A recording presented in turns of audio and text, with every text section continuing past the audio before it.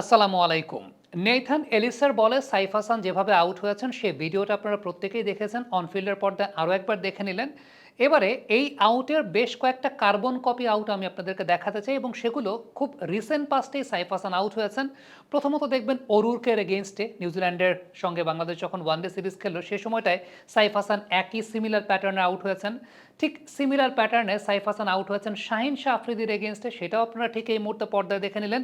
ঠিক এই প্যাটার্নে শাহিন শাহ আফ্রিদি তাকে বেশ কিছু ডিস্টার্বও করেছেন। এবার সেই ভিডিওটার একটা সিরিজ প্রেজেন্টেশন একটু দেখে নেন যে ওই 4 নম্বর স্টাম্পের যে করিডোরটা আমি আপনাদেরকে দেখালাম যে back to back Saif Hasan বারবার আউট হচ্ছেন এবং তাকে ডিস্টার্ব করছেন বোলাররা। শাহিন শাহ আফ্রিদি কিন্তু তাকে ওই জায়গাটায় বারবার ডিস্টার্ব করে গেছেন।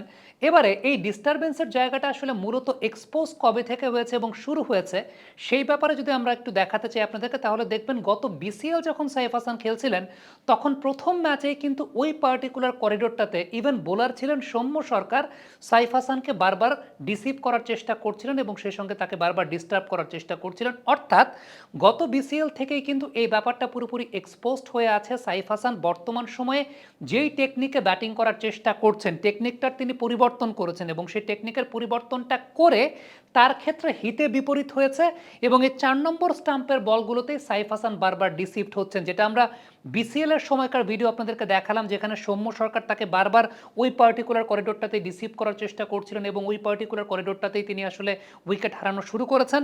এবং সেটা ইন্টারন্যাশনাল ক্রিকেটে লাস্ট 6টা ম্যাচের মধ্যে 3বারই আমরা দেখলাম যে তিনি কিন্তু ওই পার্টিকুলার করিডোরটাতেই আউট হয়েছেন এবং ওই পার্টিকুলার করিডোরটাতে তাকে ডিস্টার্ব করা হচ্ছে। এখন অনফিল্ডের পর্দায় যারা নিয়মিতভাবে আমাদের ভিডিওগুলো দেখেন তারা জানেন মাল্টিপল নাম্বার অফ টাইমস সাইফের এই প্রবলেমটা আসলে কোথায় হচ্ছে সেই ব্যাপারটা নিয়ে আমরা ভিডিও করেছি। খুব সম্ভবত 3 থেকে 4টা ভিডিও আমরা করেছি সাইফের এই পার্টিকুলার প্রবলেমটা নিয়ে। এখন যারা দেখেন নাই এর আগে কিংবা যারা দেখেছেন তাদের প্রত্যেকের জন্য এই ব্যাপারটা আবার একটু আপনাদেরকে রিপিট টেলিকাস্ট করাতে চাই যে আসলে প্রবলেমটা কোথায় হচ্ছে। খেয়াল করে দেখেন প্রথমত সাইফের এখনকার ব্যাটিং প্যাটার্নটায় বা এখন যে টেকনিকে তিনি ব্যাটিং করছেন যখন তিনি দাঁড়াচ্ছেন খেয়াল করে দেখবেন তার এলবো পজিশনটা এবং তার শোল্ডারটা পয়েন্টিং টুয়ার্ডস মিড উইকেট। অর্থাৎ এই যে বাহুটা এলবোটা পয়েন্টিং টুয়ার্ডস মিড উইকেট এবং সেই সঙ্গে শোল্ডারটাও পয়েন্টিং টুয়ার্ডস মিড উইকেট। যে সমস্ত ব্যাটারের এলবো পজিশনটা মিড উইকেট বরাবর থাকে তার মানে ওই ব্যাটার আসলে বটম হ্যান্ড ডমিনেটেড ক্রিকেট খেলতে চাচ্ছেন বা অনেক বেশি মাত্রায় বটম হ্যান্ড নির্ভর ক্রিকেট খেলতে চাচ্ছেন। এই বটম হ্যান্ড ক্রিকেট নির্ভরতার ব্যাপারটা কিন্তু আসলে অনেক বেশি মাত্রায় রিলেভেন্ট ফর টি-20 ক্রিকেট। হ্যাঁ, আপনি প্রশ্ন করতে পারেন যে সাইফ এই বটম হ্যান্ড ডমিনেশনটা কেন করার চেষ্টা করছেন, আগে তো তিনি এইভাবে ব্যাটিং করতেন না। একটু প্রমাণ দেখিয়ে দেই, গত এশিয়া কাপে সাইফ হাসান যখন অনেক বেশি মাত্রায় প্রমিনেন্ট ব্যাটিং করেছিলেন তখন তার এলবো পজিশনটা কিন্তু পয়েন্টিং টুয়ার্ডস দ্য বোলার বা পয়েন্টিং টুয়ার্ডস দ্য আম্পায়ার। আপনি দৃশ্যমান পার্থক্যটা দেখতে পাচ্ছেন। এখন এই মুহূর্তে সাইফ যে একটা রেকটিফাইড টেকনিকে ব্যাটিং করছেন এই রেকটিফাইড টেকনিকে তার এলবো পজিশনটা পয়েন্টিং টুয়ার্ডস মিড উইকেট, যেটা এশিয়া কাপের সময় তিনি যখন অনেক সফল ছিলেন তখন ইট ওয়াজ পয়েন্টিং টুয়ার্ডস দ্য বোলার। প্রশ্ন আসতে পারে ফর্মে থাকা অবস্থাতেও একজন ব্যাটসম্যান কেন তার ব্যাটিং টেকনিকের পরিবর্তন করেছেন, কেন তিনি পরিবর্তন করেছেন এটা সাইফ হাসানই বলতে পারবেন বা তার কোচেরা বলতে পারবেন। আমি একটা কারণ বলতে পারি, যে সমস্ত ব্যাটসম্যানরা আসলে এই মিড উইকেটের দিকে এলবোটা রাখে কিংবা একটু বটম হ্যান্ড ডমিনেটেড ক্রিকেটটা খেলতে চায় তাদের লেগ সাইডে শট খেলাটা অনেক ইজি হয় কিংবা অনেক বেশি হুইপ করতে পারেন বা বটম হ্যান্ডের উপর অনেক পাওয়ার ক্রিকেট খেলতে পারেন। হ্যাঁ, this is very good for টি-20 ক্রিকেট। টি-20 ক্রিকেটের সাকসেস রেটটা বাড়ানোর জন্য শটের রেঞ্জটাকে বাড়ানোর জন্য সাইফ সে কাজটা হয়তো বা করেছেন, কিন্তু it's not that much beneficial for one day cricket. কারণ ওয়ান ডে ক্রিকেটে আপনাকে কিন্তু পুশ করতে হবে, সিঙ্গেল নিতে হবে।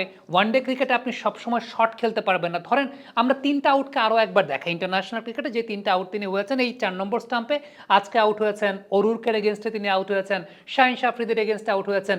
If it was a টি-20 match, Saif Hasan টি-20 match হলে এই প্রত্যেকটা বলকেই হয়তো বা লেগ সাইডে এভাবে হুইপ করতেন।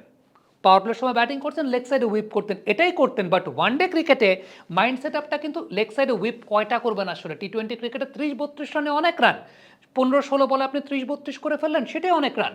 কিন্তু ওয়ান ডে ক্রিকেটে একজন ব্যাটসম্যান চান আসলে বড় ইনিংস খেলতে, তখন এরকম 4 নম্বর স্টাম্পের বলে প্রপার ডিফেন্স করাটা, প্রপার ডিফেন্সিভ পুশ করে সিঙ্গেল নেওয়াটা দ্যাট ইজ ভেরি ইম্পর্টেন্ট। এবং সেটাই যখন করতে চান সাইফ হাসানের ডিফেন্সিভ টেকনিকটা পুয়ার হওয়ার দরুন সাইফ হাসান কিন্তু বারবার এই জায়গাটা প্রবলেম ফেস করছেন।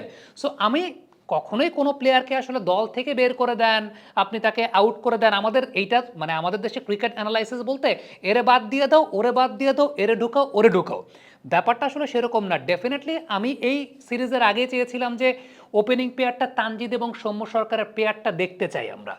দেখতে চাই সেই সঙ্গে সাইফ হাসানের ভুলের সংশোধনটাও দেখতে চাই। অর্থাৎ তার এই যে প্রবলেমটা হচ্ছে সেই প্রবলেমটা আমাদের ন্যাশনাল টিমের কোচিং প্যানেল বা ন্যাশনাল টিমের ব্যাটিং কোচ যিনি আছেন মোহাম্মদ আশরাফুল, তারা এই ব্যাপারটা রেকটিফাই করবেন, সাইফকে গাইড করবেন।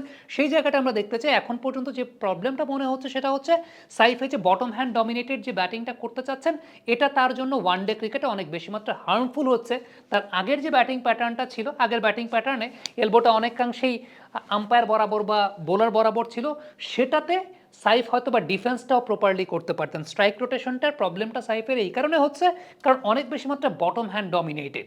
সো আলটিমেটলি এটা রেকটিফিকেশনটা আসলে অনেক বেশি মাত্রায় জরুরি। কমেন্ট বক্সে আপনাদের মন্তব্য মতামত জানতে চাই, লিখে পাঠাবেন।